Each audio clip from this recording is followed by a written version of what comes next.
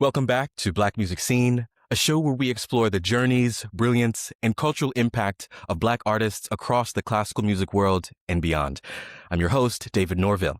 And today's guest is the extraordinary mezzo-soprano, Jessye Bridges, a Grammy Award-winning artist whose work spans the major opera and concert stages of the world, while also pushing deeper questions about truth, visibility, freedom, and what Black artistry can continue to ask of the world. I am so very excited for this conversation and to explore what it really means to make art with conviction, to resist being narrowly defined, and to imagine a fuller future for Black artistic life. Jessye, welcome. So glad to have you here. Thank you, David. Thank you for having me. It's a pleasure. The pleasure is certainly all ours. I want to introduce you to our audience and allow them to get them to know you a little bit more.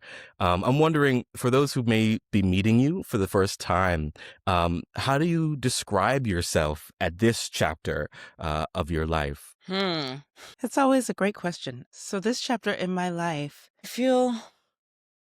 I feel very confident. I feel confident with who I am Hmm. as an artist, but first, even before that, as a human, as a woman, as a Black woman, Hmm. I feel very grounded in myself. So I'd like to describe myself as grounded. Um, I say what I mean what I say. Hmm. um, Whatever one word you can sum that up as. I'd like to also say that I'm inspired, hopefully also inspiring, but Hmm. I'm very inspired at this point in my life. Hmm. I've accomplished so many of the goals that I've set out to do, and there are many more. But with those accomplishments, I've asked myself recently, okay, what else? Like Hmm. what more do you want for your life? And there's so much more, and it's again, I feel very inspired to, yeah, kind of tap into those next layers of who I am and what I see for my future and my present. Hmm. um, I see.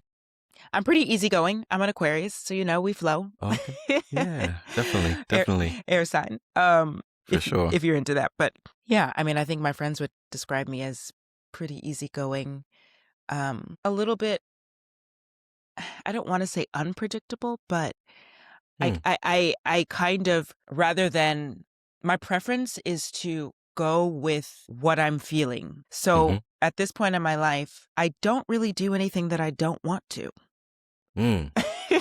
And I feel, Interesting. yeah, and that's really in every aspect. Wow. I don't sing roles. I don't do projects that don't resonate with me. Hmm. My friendships are very real. Hmm. I've just really established boundaries in every aspect of my life, and I just think it's so important. Once, Yeah. and this is a concept that I don't think I was. My parents always set boundaries, but we never really talked about it. But just having lived life and had experiences and worked on myself, I realized that boundaries are kind of everything. Um, and it starts with self. So having those boundaries for myself, within myself, has just really um, shaped my life in a way that I feel free. I feel, Yeah. yeah, Yeah. It sounds like it. yeah. For sure. I mean, there are things that I'm hearing already that to me show a level of course, experience, but also health and rootedness. And I kind of want to dive into that a little bit more. I mean, this idea that, everything that I'm doing right now, I want to do, that sounds like freedom. That sounds like empowerment. Take us through a little bit about where we find you in this current season. What are some of the things that you're really excited about? What are some of the sort of ways that maybe the world around you or your goals are asking you to maybe either level up or refine? Yeah, take us through some of that right now. Where is Jessye? Yes, I love that you said level up because this is kind of my theme Mm, in this year, but also just the season of my life. So yeah, I'm currently performing with Washington National Opera in Washington, D.C., and I'm singing the role of Elizabeth Proctor from The Hmm. Crucible, based off of Arthur Miller's award-winning play. And it is a fantastic production, incredible cast, Mm. um, and very relevant to our times. The Crucible is, Yeah. it's about the Salem witch trials that happened Hmm. in the 1600s, and just delving into the score and the character, we're kind I of see. very much in similar times in terms Yeah. of mass hysteria, lack of Hmm. due process, not knowing what to believe, and yeah, so it's been a really Wow. interesting and I'll say fulfilling project. And these are the types of projects, whether they be newer works or traditional works as we know them. I always want to do projects that resonate and Yes. have the audience members walking out thinking about their position in the world Yes. and how they can be better. Certainly. um so yeah, that's coming up March 21st through 29th, which I'm really excited about. Mm. Hmm. And then I'm headed to Atlanta to perform with the Catalyst Quartet, which is Wonderful. very exciting. Yeah. Yeah, doing some Elgar, and Florence Price is on the program as well. Hmm. And then I'm very excited to debut Carmen in my hometown of Seattle, Washington, which is very exciting because I've sung Carmen literally all around the world and have yet to sing it for my people at home. So, Yeah. as you can imagine, my parents and my family and village and community are just very, very excited.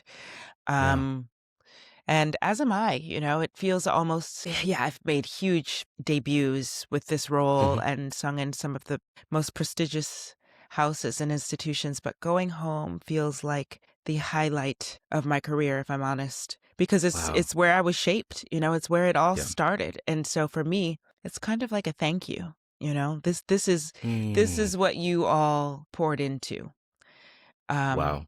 so it's really special and it's going to be a big deal.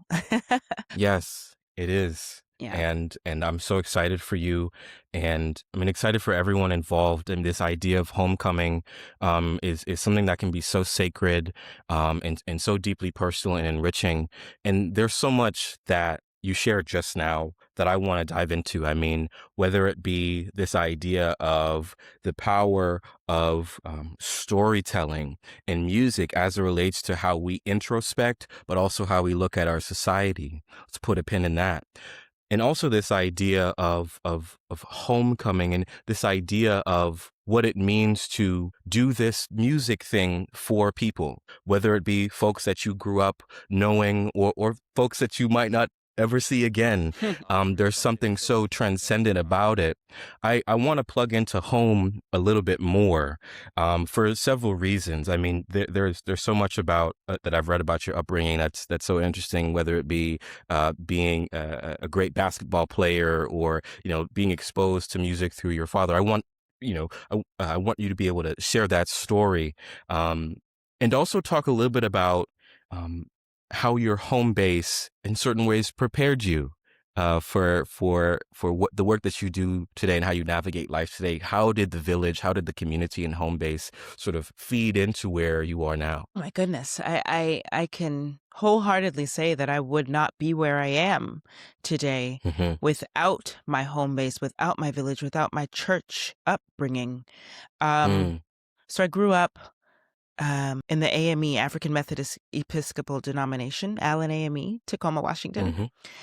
From a very young age, I think I was 3 years old when my parents joined that church. My father was in the military, and so that's how we landed in Washington State. Hmm. And they decided, oh, this is a great place to raise, children, and great schools and everything. So the church was very foundational for me because that's where the music started. I mean, I sang in the Mm. children's choir from, I think, age 5.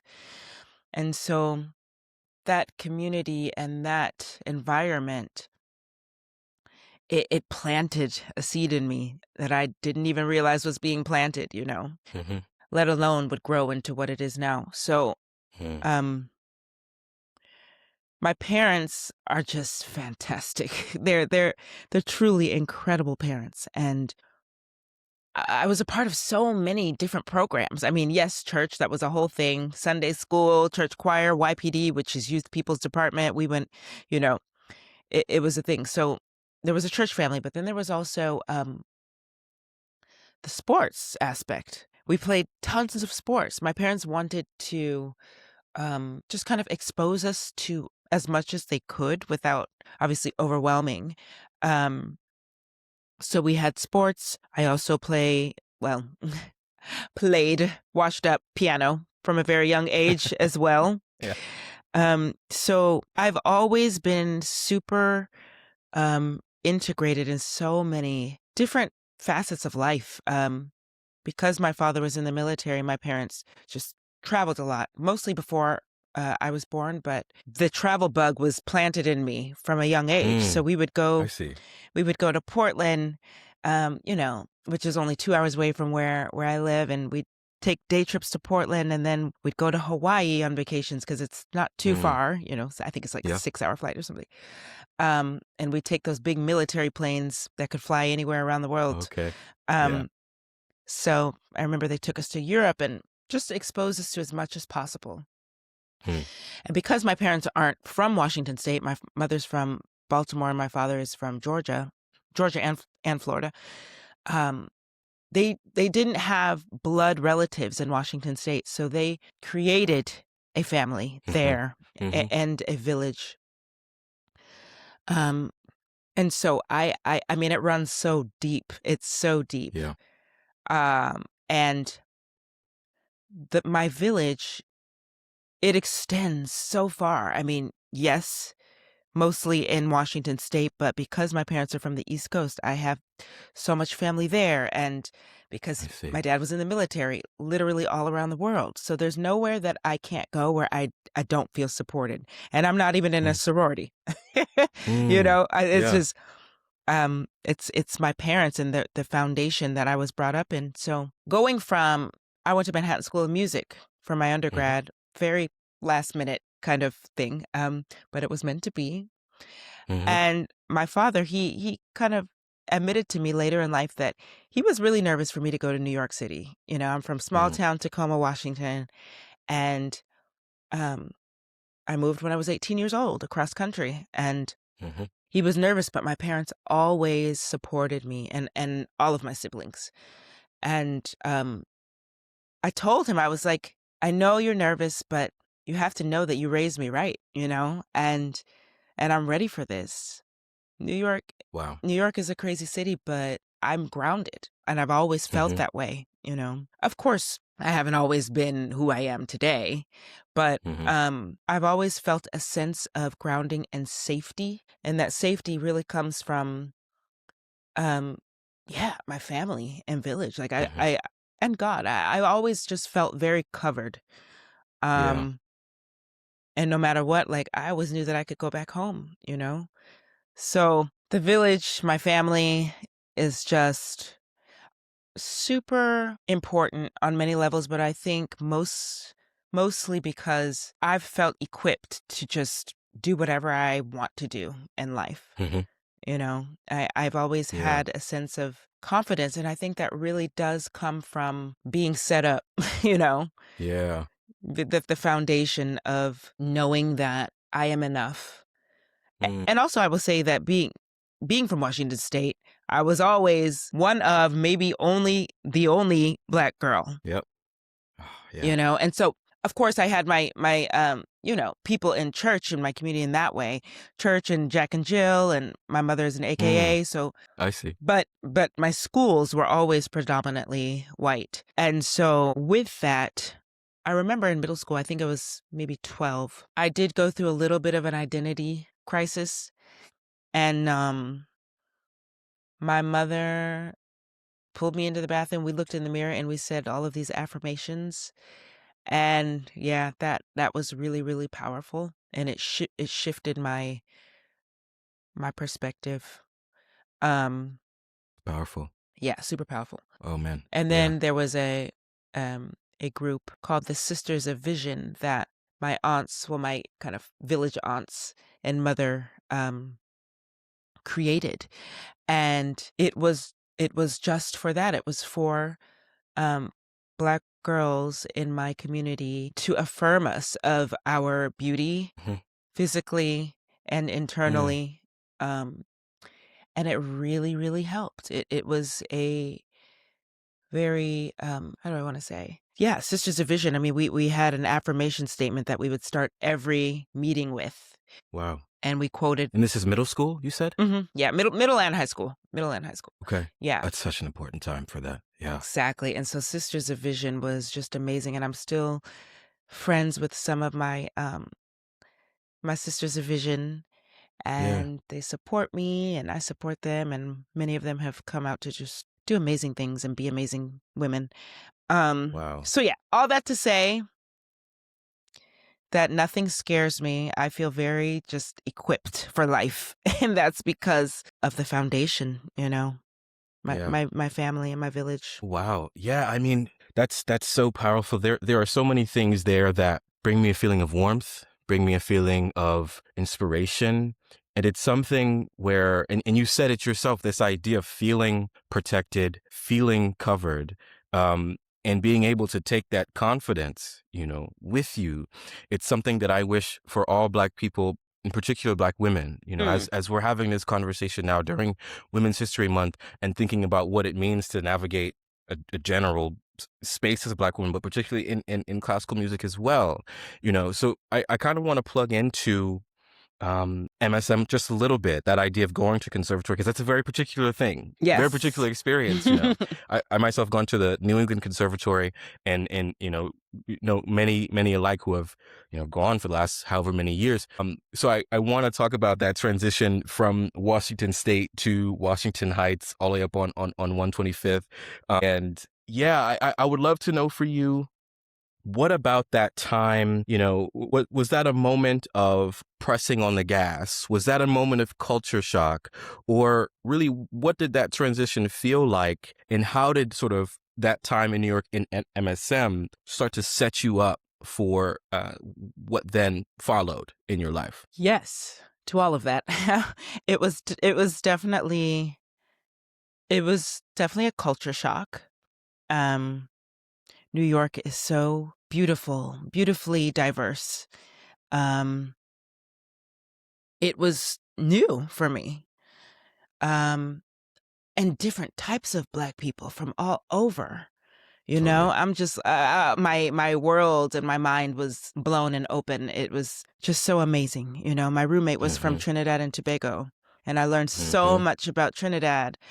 Um, and I really want to go. By the way, that's on the bucket list. But Yeah, definitely. but Go to Carnival for oh sure. yes, it's on my birthday next year, so you'll know where to Oh find me. yeah. Okay. Okay. Right on. Yes. So yes, culture shock in that way, and also just in terms of the mentality. What Hmm. West Coast is very different than the East Coast, and New York is different than anywhere. It's vibrant in a way. It's real. It's raw. Just got here, I was like, these people are rude, Yeah. and that can be true. But what Mhm. I've really come to realize is they're just like, okay, the time is ticking. What do you need? Of the essence, for sure. Exactly. And so Hmm. some of that has rubbed off on me. Still, Mm, I'm still a West Coast girl at heart, but for sure. For sure. it just shifted being at Manhattan School of Music. Yeah, it just really added so much perspective to my life, which then I really believe it informed my artistry. I came Mm. I came to MSN with a really blank slate. I didn't start singing classically until I was the end of my junior year in high school. And actually maybe the beginning of my senior year. Um, so I wasn't one of these musicians that had been, singing classically from a very young age. Piano was always in my life, classical piano and also, church choir. But I felt behind, when I got here, I was just like, oh my gosh, I feel so behind. I'll never I see. forget that first sing through when we had to all sing one song for the Yeah. entire class. And I was just so nervous because everyone was seemingly, for me, so polished. Um, Hmm.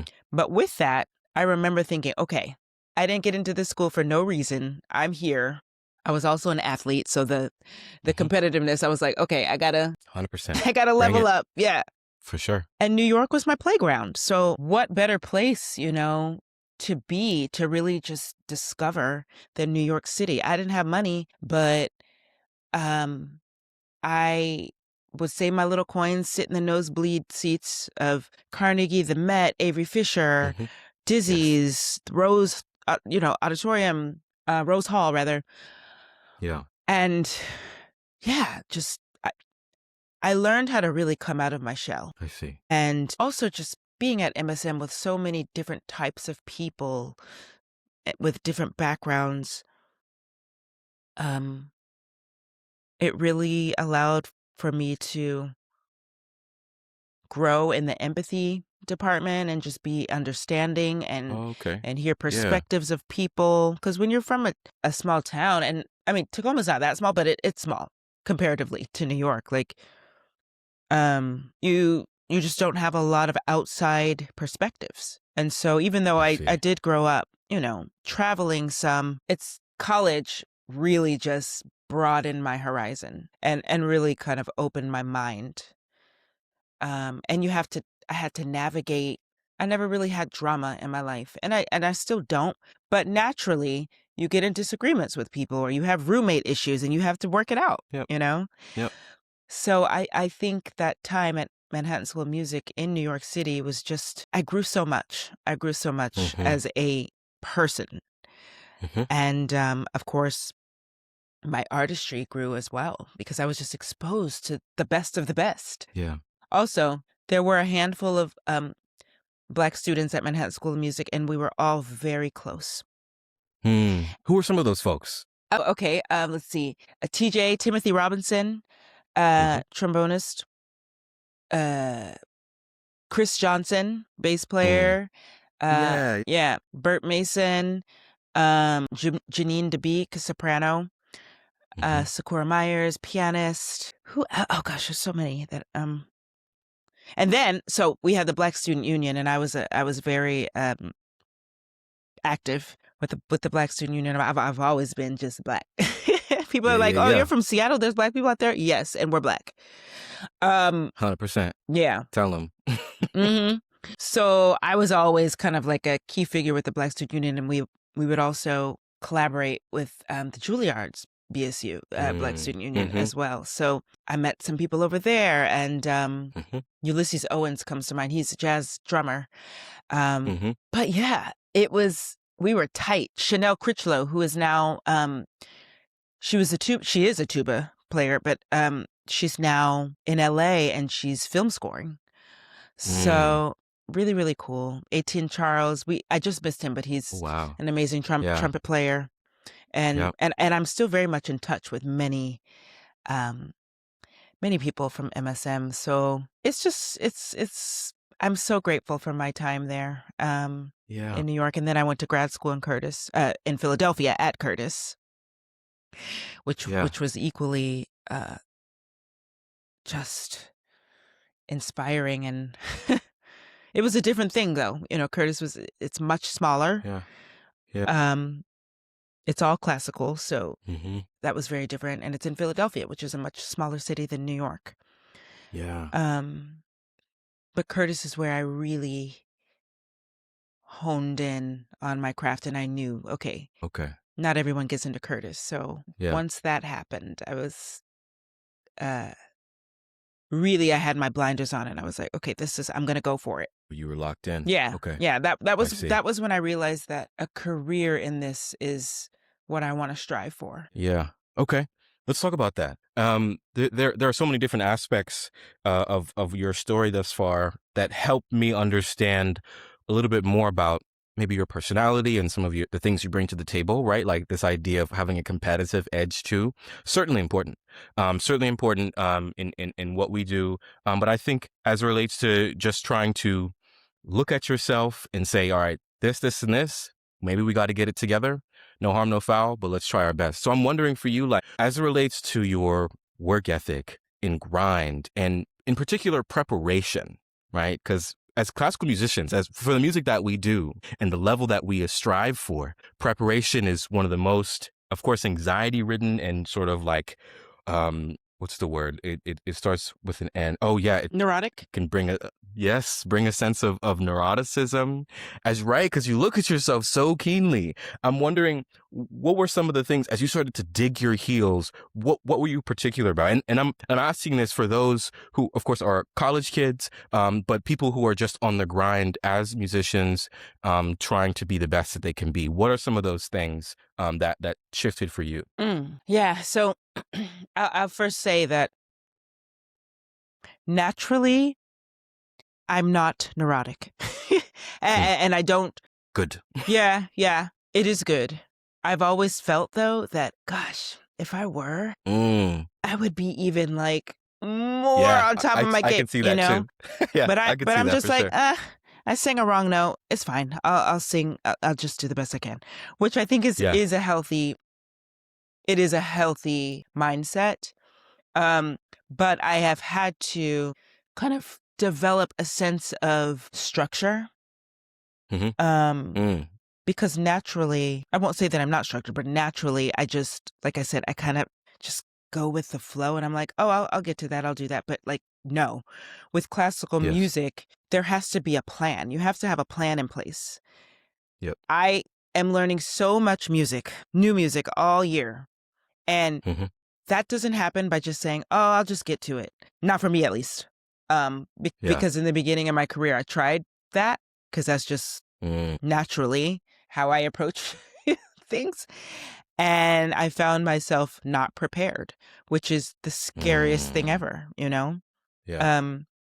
And I'll never forget when I was at Curtis, I sang a ton of roles there, which was amazing. But I also, you kind of do everything there. So I was in the chorus of La Sonnambula, a Bellini opera. And in my mind, I was like, oh, I'm just in the chorus. Like, I'm not singing a main role. Like, I'll learn it when I learn it. And so I showed up. I'll learn it as we go, like in rehearsal. So I showed up for the first rehearsal, and my coach then stopped the rehearsal. We were just singing like one of the chorus bits. And I think I was like the only voice on second soprano or first alto or something. And she stopped the rehearsal and she said, you don't know this. Get out of this room and come back when you know it. And I was so embarrassed. Yeah. Because I thought I was hiding. Like it was all, it was a whole chorus. So I'm like, there's no way that she can hear me, Wow. Yeah. And from that day, I never came unprepared. But oh my gosh, yeah, that's mortifying. It was mortifying. And it was my first year at Curtis. So I was like, oh my gosh. Oh, geez. Yep. So yeah, I mean, you have to be structured because otherwise it's just, first of all, scary, unprofessional, and you feel all over the place, and that's not just with music, as a freelance, a sole proprietor, freelance artist, like I have to have everything in order. Taxes and paying my management and, scheduling. It's a lot. But it demands that you have structure. When I'm learning a 3-hour opera, I can't just learn it a week before. I'm working on that all year. So I have my ways of doing that. And yeah, it's my normal now, which is actually cool. 'Cause it helps with life, I think. Certainly. There's so many transferable skills that we gain through this field. And it actually reminds me of, for some reason, the Malcolm X quote, about us not being outnumbered, but out-organized. Ooh. And I think that there are elements about what does it mean to bring a deeper level of organization and intention and preparation in a way that empowers community. I want to stay with opera for a second and dig in a little bit deeper. In November 2019 was your Met Opera debut. Yes. Starring as Queen Nefertiti. Yes. That was the Philip Glass work, Akhenaten. I'm wondering for you, I mean, I can imagine that's a night you probably wouldn't forget. Can Can you talk to us a little bit about, what preparation felt like for that, and what it sort of meant for you in that moment to take the stage then in November 19 and sort of step out in that way? Mm. I love this. Oh gosh, it's so unforgettable, that moment. And actually, the first day of rehearsal, I remember uh, s- stepping to the backstage door, seeing backstage door Metropolitan Opera, and I was already just so overwhelmed with gratitude Mm, and happiness. mm, Um, so it was 10 years. It was a full circle moment. I graduated MSM in 2009. And so it was 10 years since my undergraduate graduation. And I looked down at my phone while I was entering the backstage door, and I got a notice that Jessye Norman had passed away. yes. Yeah. I I remember that day for sure. Yeah, and I was super emotional, and I heard a voice. I felt her presence, and what I heard was, "It's your turn." Yeah. So I can't make this up. I mean, it was it was quite a moment, and I just felt like she was with me. I knew her. Hmm. I'd Hmm. met her. And I just felt like she was with me, and that a torch was being passed, if you will. Hmm. Hmm. And then shortly after, um the Met asked me to sing on a concert on the Met stage, honoring her. Um, and then I got a call to sing at her actual funeral. So that day, I just remember so vividly. Oh my gosh. And then Yeah. debuting at the Met in this African Queen. I sang Queen Nefertiti. I'm like, Hmm. okay, Hmm. okay, God, I see you. You know, it was really Yeah. it was divine. And Yeah. that process was just, ugh. It was so Mm. special. It's like I'd never been through that before. So I don't know if you've seen the production, but they're jugglers. Hmm. It's so multifaceted. Um, we're staging the whole thing in super slow motion, so Mm. that was difficult. Singing Philip Glass, Hmm. not an easy task. Mm. And preparing for that, I was like, oh my gosh, this is so hard. The hardest Yeah. thing I've ever done. Actually, no, not quite. There was this Henza piece that I did at Curtis, which was just so difficult. But anyways, Hmm. one of the hardest things that I've ever done. Um, and I came in to that first rehearsal, though. I was prepared. I was prepared. Hmm. Hmm. And yeah, it was just such a transformational debut for me, you know. It put me on the map in a certain way, I feel like, because people saw me in this new music role when they hadn't seen that before. And it's like, yeah, I can do that too. I'm Totally. kind of smart. Tell them. I actually really love it. 100%. I love new music. Mm.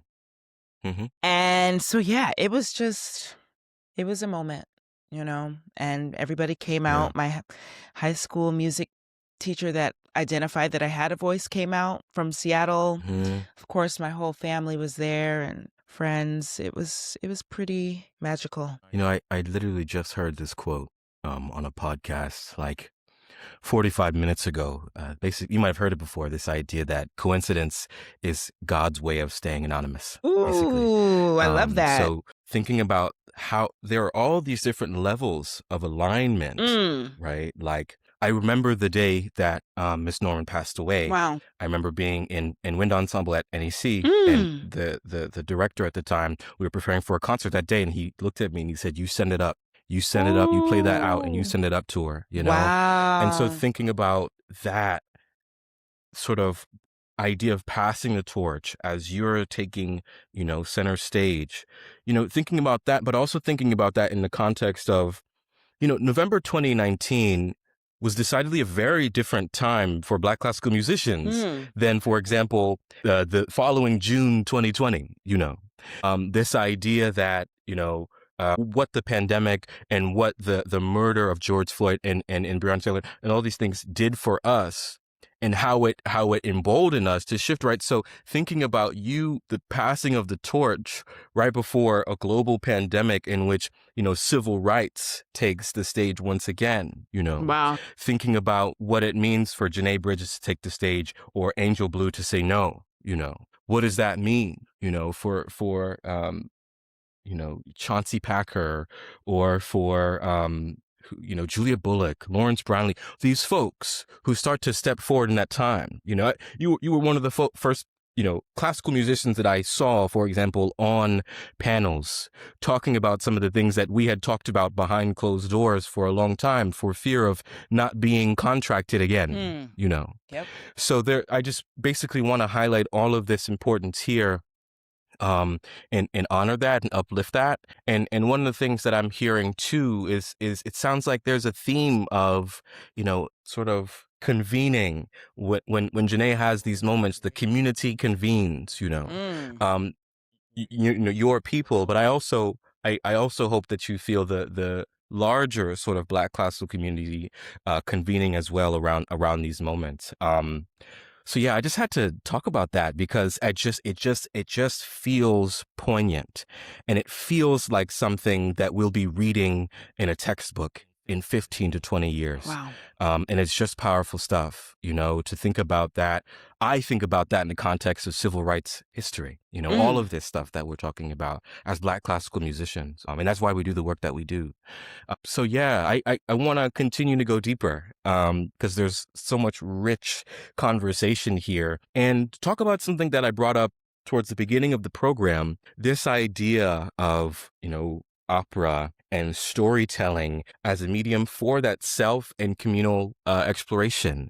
Of course, we are currently in a moment where foremost figures might be saying whatever about opera and ballet, and nonetheless, Misty Copeland will step forward at the Oscars and do what she does so wonderfully. So we don't listen to that. We don't think about them. We think about the worth and the tool and the power that comes along with that. Where I want to start is I would love to know a little bit about maybe your process as it relates to preparing a character and understanding a character and the musicality that goes into that. Might you start with plot or conflict or just a general synopsis? Whatever you feel comfortable sharing. Could you bring us into that a little bit? Sure. To that process. Yeah, that was all so beautifully stated. Yeah, so my process with learning a role is quite layered, as you might imagine. Mhm.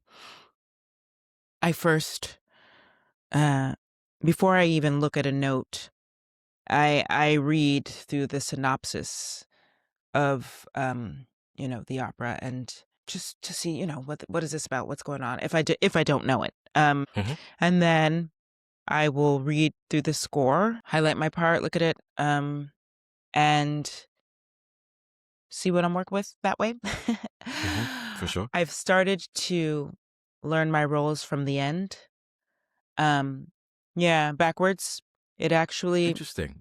It is interesting. And the reason why is because it takes time for a role like the music to technically just settle, and Mhm. the end of the operas are typically the most challenging. And so I'm like, let me get this in my body. Let me start this first to see where we're headed, Mhm. And then, I'll work through the end and then go back to the beginning. Mhm. And I like to learn a role kind of softly on my own, musically. Mhm. I can plunk it out at the piano. Um, so I'll do that. And then when I feel like I have it learned enough to take to a coach, then I do that. And a coach really helps with interpretation. Okay. Um, Yeah. a vocal teacher is more for the technique. Mm. And so, while I am learning the role, uh, you know, on my own, I will take it to my teacher, and simultaneously we'll work on it, the technicalities together. Mhm. Yeah, and then I add that third layer of a coach so that we can get the musicality of it and the interpretation, the style. Wow. Yeah. And if it's a language that I don't know, For instance, I have a Russian role potentially coming up. Okay. I will hire a Russian coach. Um, yeah, like I sang in Czech once, and I was like, yeah, I don't speak this. So, working with a Czech coach or a language diction coach, just so Hmm. you can have the right pronunciation, because the goal is for people to not know. The goal is for them to think that's your first language. It just Certainly. has to be spot on. So it's a Yeah. lot, and it's also very expensive. All that stuff I'm paying for, by the way. Yep. Nothing, Yeah. that was the beauty of school. It's like all of it was just, Totally. Right there. yeah. I mean, I guess that's why people take out student loans. We're still paying for it, but For sure. For sure. Yeah. so yeah, it's definitely a process. It's a sacrifice. It's a financial sacrifice as well. Mhm. And you have to love it. You just do.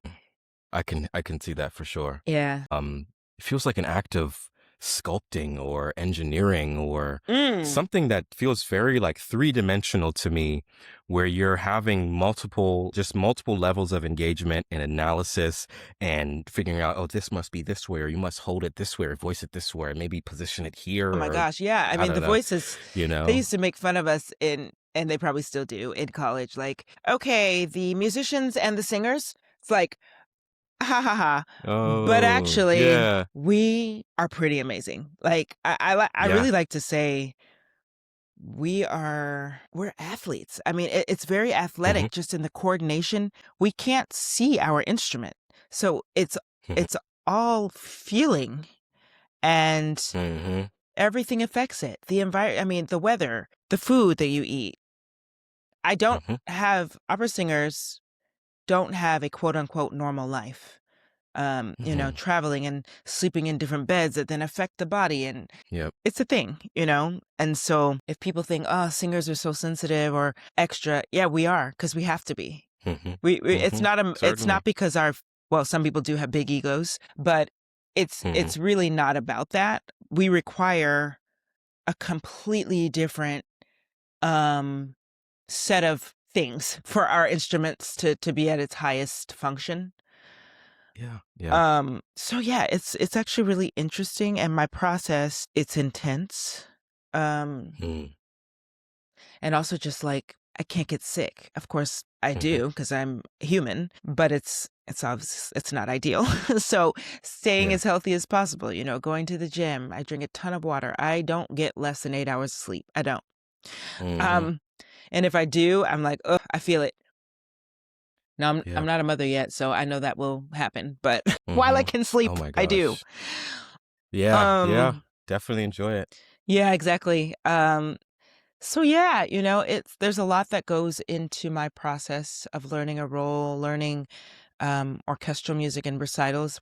Recitals are I love recitals because I can Hmm. really sing what I want. I can tailor a program, tell a story in the way that I want to. That is also a lot of work in a very different way. Um, And then, of course, symphonic works and oratorio, and orchestral. Hmm. That's also it's another thing, Yeah. knowing how to have rehearsals every day leading up to a performance, and then like a dress rehearsal on the day of a performance. That's a very difficult thing for a singer, because our chords Mm. can only do but so much. Hmm. So the pacing of it all is something that I've had to learn. Mm. And it's necessary because you can blow yourself out. I mean, like, some people don't have long careers, not because they don't want to, but Mm. simply because they burned out. And that also goes back to boundaries, knowing when to say no. It's a complete I see. sentence. No, full Yeah. stop. Like, I don't need an Yep. explanation, but if you do, this is why. Um, Yep. but I've said no a lot. And the no comes from, like, maybe my voice is not ready to tackle this role. Hmm. There are different levels of roles. Mozart is not easy, but it's not Verdi. Mozart comes Hmm. before Hmm. Verdi. So you can't yeah, it's like it's an ongoing process, step by step. And so having Yeah. having the right team, your vocal teacher, your coaches, management is super important as well. So Hmm. that you can sing healthily, not blow your voice out, not burn out physically with all the traveling and everything. Yeah, the more I talk about it, I'm like, wow, I'm pretty dope. Oh yeah. Oh yeah. We been knew that. I But never hey, think about it. it's I mean, good to dope in know. the sense of like I'm still doing this because it's not easy. It's not. Yeah. And then on top of Wow. that, just being a Black woman in a predominantly white space is, it's definitely interesting. Yeah. It's interesting. So it there's so many places my mind wants to go, but one of the things that's front of mind right now is kind of picking up off of what you just said. Like, first and foremost, yes, you are dope. We'll just declare that now and affirm that now. Thank you. But I think, it's interesting. One of the things I think about is sometimes you don't know that you're the sun until you cast shadows on others around you.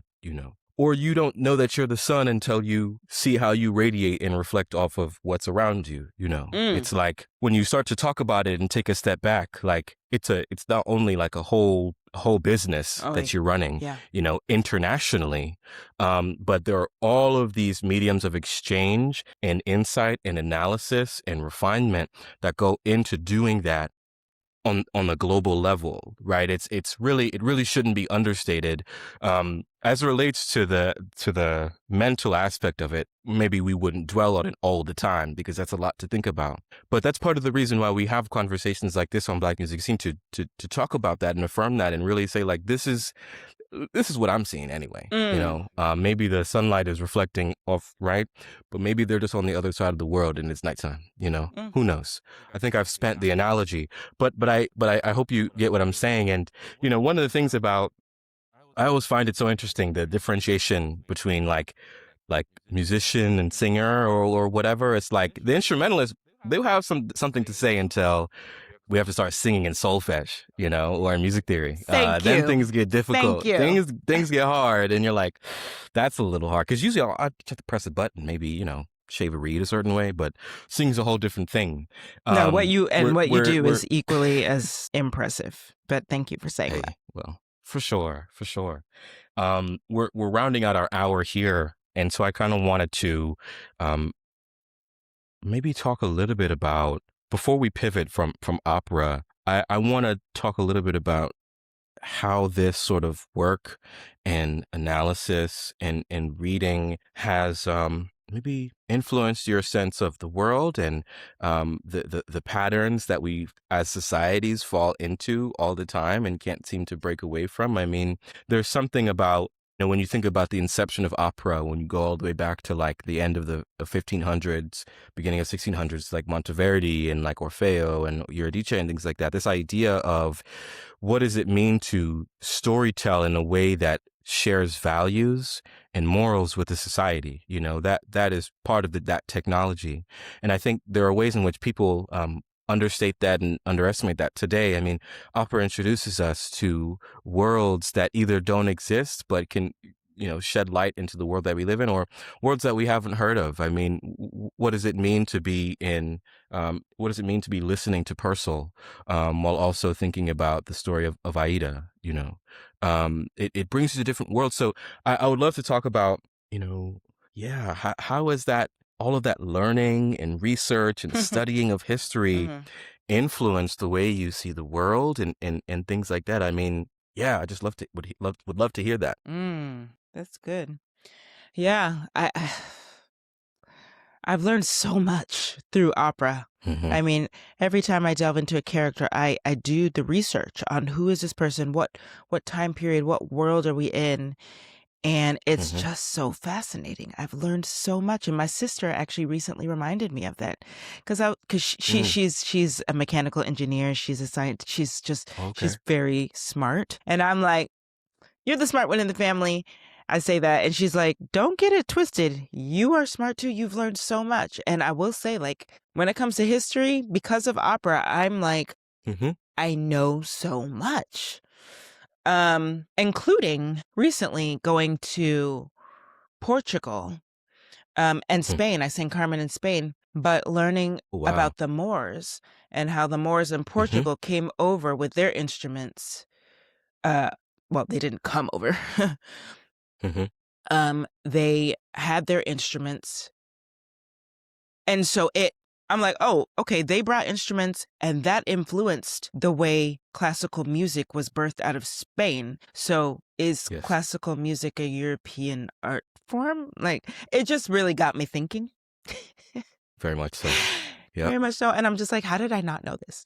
Mm-hmm. Well, we could answer that question, but that could be easily, Yeah. easily. So, no, I mean, like, my mind is just so expanded from telling these stories, so many different stories, delving into cultures, being in different cultures, you know, traveling the world for a living and really feeling it. And being in this body, you know, and singing a quote unquote European art form in this body, just people being like, wow. And I'm like, yeah, I do this and I do it well. So through that, I know that I've broken down just stereotypes, inherent biases. Yeah, it's really interesting. Yeah. Yeah. And it's Yeah. just like most of the times I'm very graceful. And sometimes I'm just like, oh, I have time today. For instance, just going through customs, I'm like, all right, what is it going to be today? Jeez. Yeah. But I try not to go in with that because it's like also you can attract things if you go in with a certain mindset. But I'm always prepared. Certainly. So, you know, it's just if I have to be like, well, this is who I am. This is what I do. Oh, opera. Oh my gosh. And their tone completely changes. And I'm like, so yeah, remember how you didn't first approach me like that when you didn't know I was an opera singer? Yeah. Yeah, don't do that again. Yeah. I hope this is a lesson that you've learned. And I'm like, you know, same with boarding flights and stuff, international. If I'm flying first class, it's just like, it's racism it's just such an illness. I'm like, oh my gosh, please heal yourselves because it's exhausting. Yeah. But I will say that with this gift of voice that I have and this career that I'm so grateful for, I feel like it's a part of my calling, to not only, you know, sing classical music and tell stories, but to inspire people to be better, to just be better and to also inspire their greatness in them, whatever medium that is, you know, whether it be music or not. And I'm hopeful that I'm doing that, because I'm equally inspired by people that are just excellent, you know, by excellence and that strive for that. And I've had some really great role models and mentors and yeah, people to give me opportunities. I'm at Washington National Opera now, and I feel like this is one of my home companies. And Francesca Zambello and Tim O'Leary, Tim is a general manager and Francesca is the artistic director. They really walk the walk and talk the talk, you know? This company is doing the work, and it's not from a like, all right, let's check the box type of work. It's from the inside, you know. They are really wanting to just be equitable, and you feel it.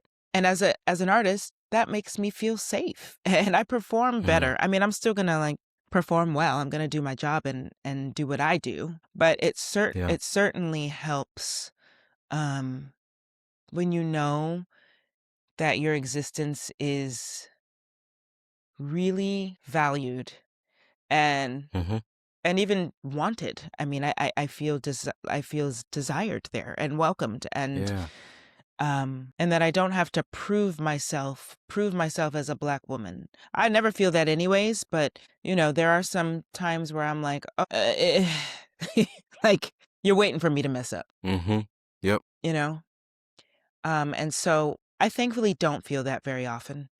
I don't. And I think it's because that's just not how I enter a room. That's not how I am. I'm like, I don't need to prove myself to anyone. Good. Literally, God is it.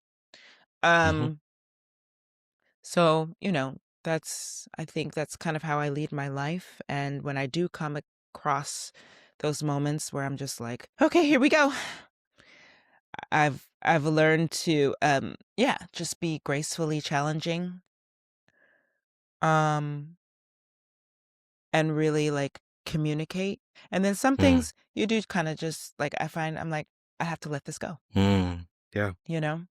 But I still have my dignity, and so I think good. that's what matters. And the people that have come before us, um, they've always had their dignity. And I think all that we've gone through as a people and in classical music, I stand on their shoulders, and to know some of their stories and know that they still persisted and still walked around with pride and dignity in who they were. It fuels me. It fuels me. Mm, hmm. One of the things that my mind keeps going so many places because you're saying so many amazing things um, that just makes my mind light up. One of the things I thought of was the basketball player Steph Curry after winning his fourth ring. He said, "I have many things left to achieve, but nothing left to prove." Ooh, Um, and I yes. think that's kind of what comes to mind from some of the things that you're sharing. And I kind of want to lead into this idea of those who came before us right now. I mean, there are folks around, including myself, who, when they hear the name Janae Bridges, that name starts to echo in the same rafters, in the same part of the hall as Kathleen Battle or like a Marian Anderson or like a Jessye Norman. And to me, that's a very powerful aspect of living history right now. I mean, so many of us are really feeling living through history. And that's something that I think important to acknowledge. One of the questions I had for you is, can you name some of those folks whose shoulders you stand on? And if you had if you just had 30 minutes to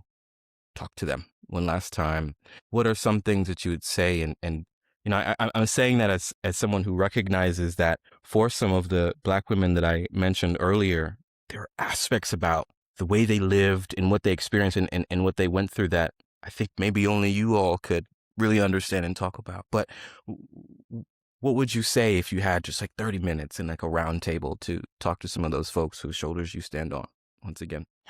Yeah, I mean, there's so many. You mentioned Marian Anderson. I feel her all the time. Yeah, I feel her presence. Jessye Norman, of course, Kathleen Battle, Leontyne Price, who Yes. is, I think she just turned 97, I believe. Um, she's an Aquarius. um, Yeah. Paul Robeson, not Yes. just women. Hmm. Burley. Yes. Oh my goodness. Florence Price, Margaret Bonds, Undine Moore. Mm-hmm. Um, just so many. Adolphus Hailstork. Mm-hmm. Yes. So I would first of all just thank them, just thank them from the Mm-hmm. bottom of my heart. And I would maybe ask them, how did you keep how did you continue, Because we have it, I don't think I know that me, Janae Bridges in 2026, I have it better than I mean circumstantially than um than those that came before me. Mm-hmm. Um so for me, I'm just like I want to know like how did you do this? How did you keep going? How did you stay graceful? And I like to think that I Mm-hmm. do that, but I just want to know like during those times of the civil rights and Marian Anderson selling out houses but not being able to stay in a hotel in that town. Yeah. Yeah. Albert Einstein would put her up in his home because they became friends because the Wow. institutions wouldn't put her in a hotel. She couldn't go out to eat after a show. Jesus. I mean I say this now, but I'm just like I couldn't have done it. Mm. But I probably, Yeah. it was a different time. So Mm-hmm. um I would just love to know how they were able to sing through that, um, and manage those circumstances. I would also ask them what inspires them, even outside of music. Like what else do you like to do? What inspires you? What makes you happy? Yeah. Also, I'd want to know if there was like anything else they wanted to do in life. Like what else, or was it always singing, singing, singing? Mm-hmm. Mm-hmm. I would also want to know about their relationships. Like, how did you make that Mm-hmm. work? Yeah. I'm still asking myself that. Um, Yeah. Yeah. yeah. Yeah, just I think personal questions like that. Totally. Totally. Yeah. Yeah, because we get to talk about the artist a lot. Um, and I think particularly for some of our legends, there are times where we can lose the personal human element, and to be able to learn a little bit more about that, I think would be so amazing. But Yeah. yeah, I just wanted to know. And I really appreciate you for sharing. This has been a really exciting and inspiring, and I feel much more, I don't know, rooted right now, in my own sort of little pocket of the world. I just really appreciated your insight, and you taking this time. Can you remind us one more time where we can see you on between March 21 and March 29? Yeah, just maybe if you can plug the show real fast. Yes. Thank you so much for having me. You can see me next with Washington National Opera at Listener Auditorium performing The Crucible from March 21st to March 29th. There are 5 shows. And yeah, I'm super excited to be back in DC for this very relevant and poignant opera. And Mhm. then you can see me in Seattle the month of May, May 3rd to, I believe, May 27th. With Seattle Opera singing the title role of Carmen, the titular role of Carmen. Yeah. Legendary. Yeah, so I'm very excited about that. But I'm just so grateful to be a part of your incredible platform. I Thank you. really am inspired by the work that the Black Orchestral Network is doing, and the voices that you are highlighting, and um, yeah, just giving voice to, Mm, because I think it's very informing for the rest of the world and our community, you know. certainly. Wow.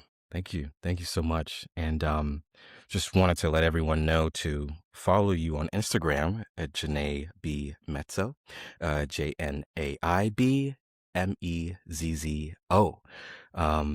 You've been listening to the Black Music Scene podcast, a show where we celebrate and archive the brilliance, questions, challenges, and journeys of Black artists shaping classical music in real time.